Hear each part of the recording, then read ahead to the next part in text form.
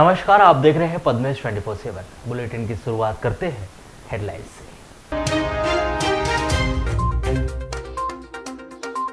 नगरीय निकाय चुनाव में 66% हुआ मतदान। ईवीएम में कैद हुई 298 प्रत्याशियों की किस्मत। 20 जुलाई को होगा फैसला।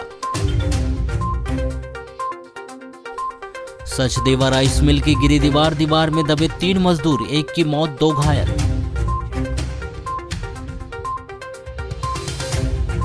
लालबर्रा में झमाझम बारिश, कट्टी टोला नीलजी पुलिया पर भरा पानी, जान जोखिम में डालकर पुल पार करते रहे लोग। डबल मनी मामले में जबलपुर हाईकोर्ट में 2 आरोपियों की जमानत याचिका हुई रद्द।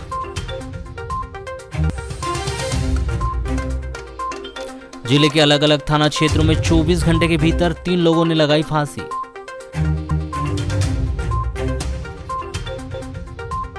सतकोशिया से कान्हा पहुंची बाघिन, सुंदरी को भेजा गया वन विहार भोपाल।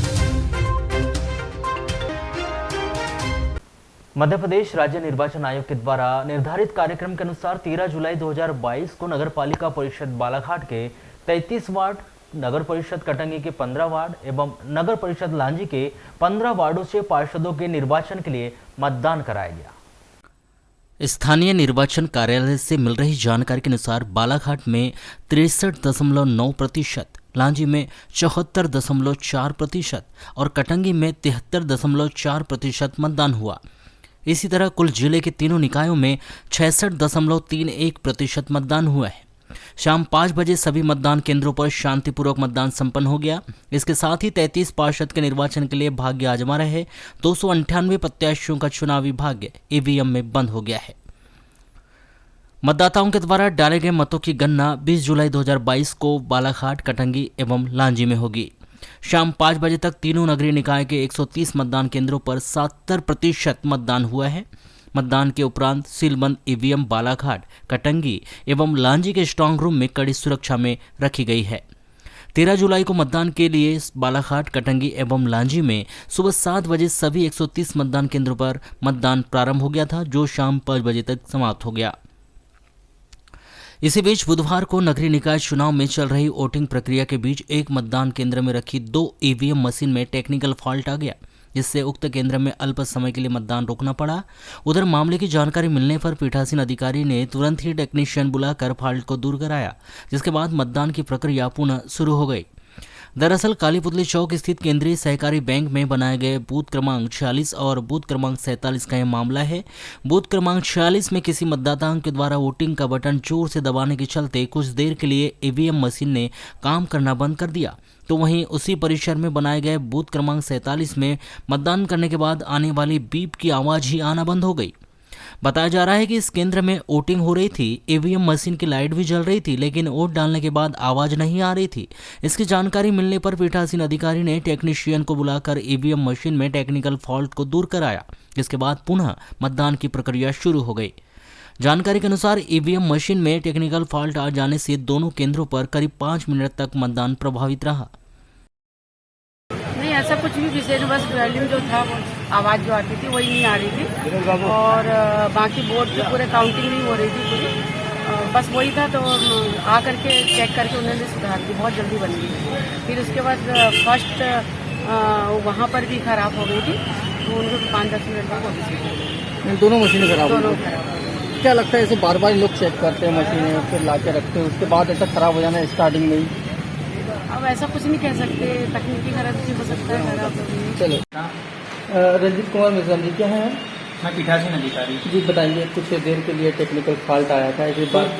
कुछ देर के लिए टेक्निकल फॉल्ट आया था, साउंड नहीं आ रहा था, साउंड एरर भी नहीं आ रहा था, लाइट जल रहा था, बस साउंड नहीं आ रहा था। थोड़ी देर के लिए हमारा मतदान रुका, 2-4-5 मिनट के लिए, और फिर उसके बाद हमारे इंजीनियर आए, हमारे आरओ सर आए और उनने प्रॉब्लम सॉल्व कर दिया बिना ईवीएम को छुए, मतलब कंट्रोल यूनिट से ही, वो कंट्रोल यूनिट को ठोककर उनने वो एरर सॉल्व कर दी। अभी कोई दिक्कत नहीं, हमारा मतदान प्रभावित नहीं हुआ।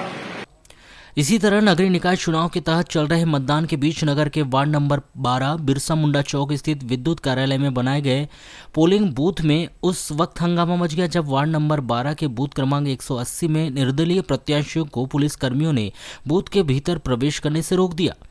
निर्दलीय प्रत्याशियों का आरोप है कि सुरक्षा व्यवस्था में लगे पुलिस कर्मियों ने जहां एक निर्दलीय प्रत्याशियों के साथ दुर्व्यवहार किया तो वहीं बीजेपी के टिकट से चुनाव लड़ रही महिला प्रत्याशियों को छोड़कर अन्य सभी प्रत्याशियों के बूथ के भीतर जाने में रोक लगाई गई। इस बात से नाराज निर्दलीय प्रत्याशियों ने प्रशासनिक अमले पर मिली भगत करने और बीजेपी से साठगांठ कर बूथ के अंदर धांधली किए जाने की बात कही है। मध्य प्रदेश उच्च न्यायालय जबलपुर के न्यायाधिपति संजय द्विवेदी की अदालत ने the banning of A regulated money deposit scheme के आरोपी सोमेंद्र कंकराय ने हेमराज अमाडारे सहित अन्य आरोपियों की जमानत याचिका खारिज कर दी है। आपको बताएं कि 11 जुलाई को उच्च न्यायालय जबलपुर के न्यायाधिपति संजय द्विवेदी की अदालत में इस स्कैम के विवेचना अधिकारी आईपीएस नक्सल सेल बालाघाट प्रभारी आदित्य मिश्रा ने अभियोजन की ओर से अपना पक्ष रखते हुए कहा कि यह मामला एक जिले का नहीं है। इसमें महाराष्ट्र के गोंदिया, छत्तीसगढ़ के राजनांदगांव जिला भी शामिल है, जहां पर मनी डबल करने का मामला चल रहा था। ये तीनों ही जिले नक्सल प्रभावित है। हमने गत वर्ष ही नक्सलियों को हथियार सप्लाई करने वाले गिरोह का पर्दाफाश किरनापुर थाने में किया था। अभी हाल ही में 3 नक्सलियों का एनकाउंटर बालाघाट पुलिस ने लांजी तहसील में किया है। कहीं ना कहीं ये मनी डबल का मामला नक्सल फंडिंग से रिलेटेड है, इसकी विवेचना की जा रही है। 13 जुलाई को न्यायाधिपति संजय द्विवेदी की अदालत ने नक्सली सेल प्रभारी आदित्य मिश्रा के द्वारा दिए गए तर्कों से सहमत होकर सोमेंद्र कंकराय ने हेमराज अमाडारे सहित इस मामले के अन्य आरोपियों के इस मामले की विवेचना तक जमानत याचिका खारिज कर दी है। जिले के अलग अलग थाना क्षेत्रों में 3 लोगों की फांसी लगाने से मौत हो गई। यह घटना 12 जुलाई को रामपाली, बिरसा, मलाजखंड थाना क्षेत्र में हुई। पुलिस ने मृतक नरेंद्र बिशेन 27 वर्ष पिपरटोला ग्राम मेंढकी थाना रामपाली, झाम सिंह मरकाम 35 वर्ष ग्राम केंडाटोला थाना बिरसा और भूपेंद्र मरकाम 40 वर्ष ग्राम शीतलपानी थाना मलाजखंड निवासी की लाश बरामद की है और पोस्टमार्टम करवाकर शव उनके परिजनों को सौंप दिया है। प्राप्त जानकारी के अनुसार नरेंद्र पिछले 4-6 महीनों से मानसिक तनाव में रहता था। 12 जुलाई को नरेंद्र अपने परिवार वालों के साथ कृषि कार्य करने के लिए खेत गया था। 3 बजे करीब नरेंद्र खेत से अपने घर आ गया। घर में कोई नहीं था। 4 बजे करीब जब बच्चे स्कूल से घर आए तब उन्होंने नरेंद्र को पाटन में फांसी पर लटके हुए देखा। नरेंद्र ने फांसी लगाकर आत्महत्या कर ली थी। इसी प्रकार 12 जुलाई को झाम सिंह ने जमकर शराब पी थी और घर में विवाद के कारण झाम सिंह की पत्नी बच्चों को लेकर अपने सास ससुर के पास चले गए थे। शाम को झाम सिंह घर में अकेला था, जिसने अपने घर के दोनों तरफ से दरवाजे बंद कर रस्से से घर के अंदर फांसी लगाकर आत्महत्या कर ली। परिवार के लोग जब घर पर आए तो उन्होंने देखा कि घर के दोनों तरफ के दरवाजे बंद थे। दरवाजा तोड़कर अंदर जाकर देखने पर झाम सिंह फांसी पर लटका हुआ था, जिसकी मौत हो चुकी थी। इसी तरह 12 जुलाई की सुबह भूपेंद्र घर से निकला था। 8 बजे करीब घर के पीछे खेत में बीजा के पेड़ में भूपेंद्र की फांसी पर लटकी हुई लाश देखी गई, जिसकी मृत्यु हो चुकी थी। नगर मुख्यालय से लगे हुए ग्राम पंचायत कोसमी में एफसीआई गोदाम के पास स्थित सचदेवा राइस मिल में मंगलवार की रात्रि में दीवार गिर जाने के कारण उसमें दबकर एक हमाल की मृत्यु हो गई। वहीं उसके साथ मौजूद 2 अन्य हमाल घायल हो गए। दोनों घायल हमालों को जिला अस्पताल में भर्ती किया गया है। प्राप्त जानकारी के अनुसार यह घटना मंगलवार की रात्रि में करीब 8:30 बजे की है। तीनों हमाल सचदेवा राइस मिल में भूसे की गाड़ी खाली करा रहे थे। उसी दौरान राइस मिल की दीवार गिरने से यह घटना हुई। दीवार गिरने से ग्राम नेत्रा के वार्ड नंबर 6 निवासी गुरमुख पिता कन्हैया खंडाते उम्र 21 वर्ष उसमें दब गया, जिससे गुरमुख को अधिक चोटें आने से उसके मौके पर ही मौत हो गई।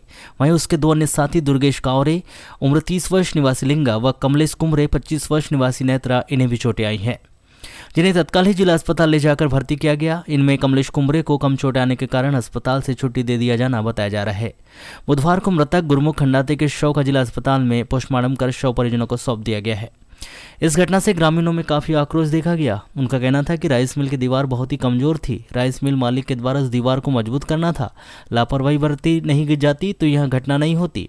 शव का पोस्टमार्टम होने के दौरान जिला अस्पताल में मध्य प्रदेश आदिवासी विकास परिषद के जिला अध्यक्ष दिनेश धुर्वे पहुंचे। मामले को तूल पकड़ता देख एसडीएम संदीप सिंह के अलावा सीएसपी अंजुल अयंग के साथ ही कोतवाली और ग्रामीण थाना के थाना प्रभारी मौजूद रहे। प्रशासनिक अधिकारियों के सामने लोगों के द्वारा मृतक के परिवार को उचित मुआवजा दिए जाने की मांग की गई। वो गाड़ी भरने आए थे जी।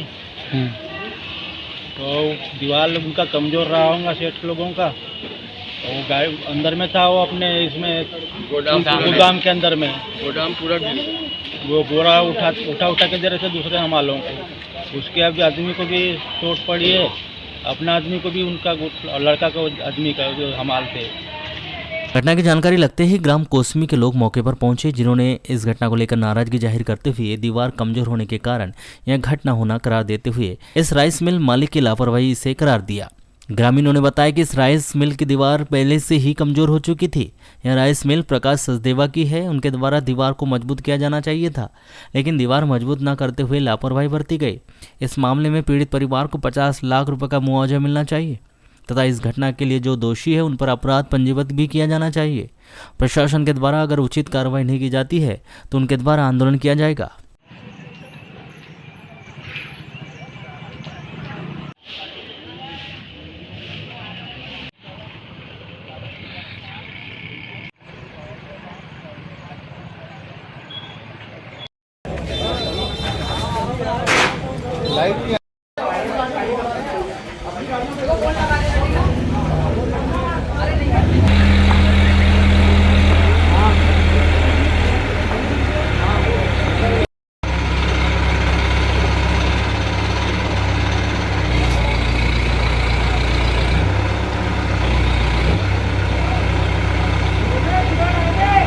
दीवार अच्छी मजबूत दीवार नहीं थी, बहुत जर्जर दीवार थी, उसकी हालत पहले से ख़राब थी। राइस मिल के मालिक की जिम्मेदारी थी कि उस दीवार को सही ठीक करवाना था, उसके बाद ही वहाँ काम चालू करवाना था। ये उसकी लापरवाही है। इस लापरवाही के कारण आज गुरमुख खंडाते जी की मृत्यु हो गई है। अब हम ये चाहते हैं कि उसके परिवार को तत्काल मुआवजा दिया जाए और पुलिस प्रशासन सबसे पहले FIR दर्ज करे, क्योंकि पुलिस ने एक महीने पूर्व भी एक घटना हुई थी, उसमें अभी तक FIR दर्ज नहीं की है। वो घुमाती है, बस हो गया। FIR दर्ज करे, नहीं यदि ये लाश के PM होने के बाद यदि वो FIR दर्ज नहीं करती तो हम अभी तुरंत उग्र आंदोलन करेंगे, चक्का जाम करेंगे। उस राइस मिलर्स के जो मालिक है उसकी जवाबदारी थी कि दीवार जो गोदाम है उसकी दीवार को देख रेख करके मजबूत करना था दीवार को, परंतु सेठ के द्वारा ऐसा नहीं किया गया और दीवार कमज़ोर होने से एक गरीब परिवार के एक व्यक्ति की मृत्यु हो गई वहाँ पे। और इस घटना पर जो राइस मिलर्स के जो मकान मालिक है प्रकाश सचदेवा, उस पर आपराधिक मामला पंजीबद्ध हो और जो पीड़ित परिवार है उनके यहाँ पर मौजूद है, उनको कम से कम 50 लाख रुपए की राशि मुआवजा दिया जाए उनको तत्काल वहाँ पर। और हमारा पुलिस प्रशासन से भी मांग है इस संबंध में कि प्रकाश सचदेवा की जो राइस मिलर्स है, जो उन्हें बड़े बड़ी दीवारों का निर्माण किया गया और बिना सपोर्ट की दीवार है, इतनी ऊंची दीवार है और उसका कारण है कि एक गरीब की मृत्यु हो चुकी है उसमें। ऐसे व्यक्ति पे कार्रवाई होनी चाहिए और मुआवजा जो है इस परिवार को तत्काल मिलना चाहिए और लगभग 50 लाख रुपए उसको मिलना चाहिए उसको। चांगोटोला थाना क्षेत्र के अंतर्गत नैनपुर रोड चनेवाड़ा के पास दो मोटरसाइकिल आपस में टकराने से दोनों मोटरसाइकिल में सवार एक महिला सहित 5 लोग घायल हो गए। प्राप्त जानकारी के अनुसार मुलायम राव अपने परिवार के साथ खेती किसानी करते हैं। 12 जुलाई को मुलायम राव अपनी पत्नी सोमवती राव के साथ मोटरसाइकिल से नैनपुर समूह के लोन के काम से गए थे। नैनपुर में अपना काम निपटाने के बाद मुलायम राव अपनी पत्नी सोमवती के साथ मोटरसाइकिल से अपने ग्राम सकरी जाने निकले थे। शाम 5 बजे करीब संजय बंसकर अपने 2 रिश्तेदारों के साथ मोटरसाइकिल से लामता से नैनपुर अपने घर जा रहे थे। तभी नैनपुर रोड चांगोटोला के आगे चनेवाड़ा के पास मुलायम राव और संजय बंसकार की मोटरसाइकिल आपस में टकरा गई। इस दुर्घटना में संजय बंसकार और मुलायम राव को अत्यधिक चोट आने से वे घायल हो गए। दोनों को तुरंत ही लामता के शासकीय अस्पताल में भर्ती किया गया था। इस दुर्घटना में मुलायम राव की पत्नी सोमवती राव और संजय बंसकार के रिश्तेदार सिद्धांत बंसकार 18 वर्ष गोटेगांव नरसिंहपुर और दीपक बंसकार 17 वर्ष शिल्पी नगर जबलपुर निवासी को मामूली चोटें आई है। लामता के अस्पताल में भर्ती मुलायम राव और संजय बंसकार को वहां के अस्पताल में प्राथमिक उपचार के बाद जिला अस्पताल बालाघाट रेफर किया गया है। बुधवार की रात्रि करीब 9 बजे बैयर मार्ग पर एक तेज रफ्तार मोटरसाइकिल ने कचरा फेंकने सड़क किनारे गई एक बुजुर्ग महिला को ठोस मार दी, जिसे कचरा फेंकने रोड पर गई फॉरेस्ट कर्मी बुजुर्ग महिला की मौत हो गई। मृतक महिला का नाम बैयर चौकी वार्ड नंबर 8 निवासी कलाबाई पति भोजलाल मानेश्वर बताया गया है। प्राप्त जानकारी के अनुसार वार्ड नंबर 8 शारदा मंदिर के समीप निवास करने वाली बुजुर्ग महिला कलाबाई उत्तर उत्पादन वन मंडल में अस्थायी कर्मचारी है जो बुधवार की रात्रि करीब 9 बजे घर का कचरा सड़क के किनारे खड़े एक ट्रक के पास फेंकने के लिए गई थी। इसी दरमियान नगर के बस स्टैंड की तरफ से भरवेली की ओर जा रहे एक मोटरसाइकिल चालक ने तेज रफ्तार से लापरवाही पूर्वक वाहन चलाते हुए बुजुर्ग को महिला को ठोस मार दी। जहां मोटरसाइकिल की ठोस इतनी जबरदस्त थी कि वह बुजुर्ग महिला समीप खड़े ट्रक के नीचे जा घुसी। बताया जा रहा है कि सड़क दुर्घटना के बाद स्थानीय लोगों ने मोटरसाइकिल चालक को पकड़ लिया। वहीं मामले की सूचना पुलिस को देकर बुजुर्ग महिला को उपचार के लिए जिला अस्पताल लेकर आए, जहां चिकित्सकों ने उसे मृत घोषित कर दिया। उधर मामले की सूचना मिलने पर अस्पताल चौकी पुलिस ने धारा 174 के तहत मार्ग कायम कर परिजनों के बयान दर्ज किए। वहीं पंचनामा सहित अन्य आवश्यक कार्रवाई पूरी कर शव को पोस्टमार्टम के लिए जिला अस्पताल भिजवाया गया है। लालबरा नगर मुख्यालय से 6 किलोमीटर दूर ग्राम पंचायत मीरेगांव से नीलजी पहुंच मार्ग पर पुल की ऊंचाई कम होने के कारण 12 जुलाई की रात में हुई 2 घंटे की झमाझम बारिश से नाले में बाढ़ आने के कारण कट्टी टोला से नीलजी के बीच स्थित पुल के ऊपर से 3 फीट पानी बह रहा है, जिससे ग्रामीण जनों का संपर्क टूट चुका है। साथ ही ग्रामीण जन व राहगीर जान जोखिम में डालकर पुलिया पार कर रहे हैं। इस दौरान पानी का तेज बहाव बना रहता है और वे अनियंत्रित हो जाते हैं तो बहुत बड़ा हादसा घटित हो सकता है। आपको बताएं कि बालाघाट सिवनी मार्ग के मिरेगांव से नीलजी पहुंच मार्ग व पुल का निर्माण प्रधानमंत्री ग्रामीण सड़क विभाग के द्वारा करवाया गया, परंतु पुल की ऊंचाई कम होने के कारण 1-2 घंटों की तेज ही बारिश में हाईवे मार्ग के समीप नीलजी रोड व कट्टीटोला नीलजी के बीच स्थित नाले में बाढ़ आ जाती है एवं पुल के ऊपर पानी अधिक बहने लगता है, जिससे ग्रामीण जनों का आवागमन बाधित हो जाता है। साथ ही सबसे अधिक कट्टीटोला के ग्रामीणजनों को परेशानी होती है क्योंकि पुल के दोनों नाले के बीच में उनका गांव स्थित है और नाले के ऊपर से पानी बहने पर वे बीच में फंस जाते हैं। थोड़ी भी बरसात हो जाती है तो यहाँ आने जाने की बहुत दिक्कत पड़ती है। ये कब की बारिश में इतना पानी? ये रात की बारिश में है और कल शाम की बारिश। तो अभी कितने फीट पानी है पुलिया के ऊपर? पुलिया के ऊपर कम से कम 3 फीट है। तो भी कैसे आना जाना कर रहे हैं लोग? सब क्या है, अब गाँव में रह रहे हैं, कहीं नहीं जाना हो रहा है।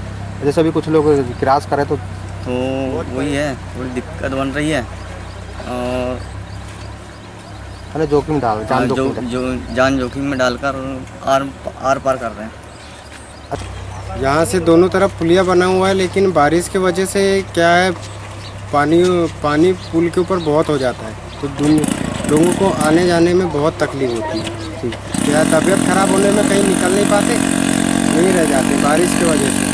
ये मार्ग कहाँ से कहाँ जाती है? ये मार्ग सीधे वाराणसी में निकलता है, खमरिया निकलता है, इसके अलावा और निकलता है उधर, और इधर आगे हाईवे रोड में जाता है सीधे बालाघाट। अब जैसे ये पानी है पुलिया के ऊपर से, तो फिर लोग किधर से आना जाना कर रहे हैं? नहीं, यहीं रहते हैं कि इधर उधर कहीं जा नहीं सकते। तो दूसरा रास्ता नहीं है क्या? दूसरा रास्ता नहीं है। कान्हा प्रबंधन के द्वारा 13 जुलाई की दोपहर 12:05 पर घोरेला बाग बाड़े में विचरण करने वाली मादा बाघ सुंदरी को वन विहार राष्ट्रीय उद्यान भोपाल में स्थानांतरण हेतु रवाना कर दिया गया है। इस बाघिन को कान्हा एवं पेंच टाइगर रिजर्व के वन्य प्राणी चिकित्सकों एवं अधिकारियों के द्वारा निश्चित कर उसके शरीर के आवश्यक माप रिकॉर्ड किए गए तथा स्वास्थ्य परीक्षण किया गया। यह संपूर्ण कार्रवाई एसके सिंह क्षेत्र संचालक कान्हा टाइगर रिजर्व के मार्गदर्शन में कान्हा प्रबंधन के द्वारा संपन्न की गई। सतकोशिया टाइगर रिजर्व उड़ीसा में बाघ स्थापना कार्यक्रम के अंतर्गत वर्ष 2018 में बांधवगढ़ से एक बाघिन को सतकोशिया भेजा गया था। सतकोशिया में कुछ अवांछित घटनाओं के पश्चात बाघिन को क्षेत्रीय नागरिकों की सुरक्षा के दृष्टिकोण से सतकोशिया टाइगर रिजर्व में 2 वर्षों तक बाड़े में रखा गया था। भारत सरकार राष्ट्रीय बाघ संरक्षण प्राधिकरण नई दिल्ली के द्वारा बाघ स्थापना कार्यक्रम की समीक्षा के उपरांत कार्यक्रम को स्थगित करते हुए स्थानांतरित बाघिन को मध्य प्रदेश वापस करने के निर्देश जारी किए गए। इस संबंध में एक याचिका मध्य प्रदेश उच्च न्यायालय में प्रस्तुत की गई थी। उच्च न्यायालय ने दिनांक 4 नवंबर 2020 के आदेश के अनुसार बाघिन को कान्हा टाइगर रिजर्व मंडला में वन्य जीवन हेतु पुनः प्रशिक्षित करने हेतु निर्देशित किया गया। दिनांक 24 मार्च 2021 को बाघिन को सतकोशिया से लाया जाकर वन क्षेत्र में पुनर्स्थापना हेतु प्रशिक्षित करने के लिए कान्हा टाइगर रिजर्व मंडला के मुख्य परिक्षेत्र के अंतर्गत घोरेला बाग बाड़े में रखा गया था। बाघिन सुंदरी के द्वारा शिकार करने की प्रवृत्ति अंगीकार की गई थी, परंतु उसका मनुष्य के समीप जाने का व्यवहार परिवर्तित न होने के कारण मुक्त वन क्षेत्र में छोड़ा जाना सुरक्षित नहीं था। मुख्य वन्य जीव अभिरक्षक मध्य प्रदेश भोपाल के द्वारा इसे वन विहार राष्ट्रीय उद्यान भोपाल स्थानांतरित करने के आदेश दिए गए। यह कार्यवाही इसी संदर्भ में संपन्न हुई।